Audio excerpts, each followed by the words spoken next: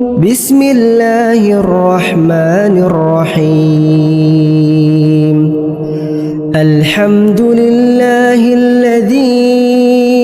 أنزل على عبده الكتاب ولم يجعل له عوجا قيما لينذر بأسا شديدا من لدنه ويبشر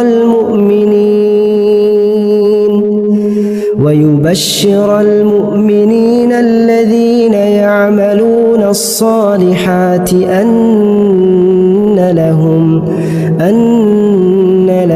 أجرا حسنا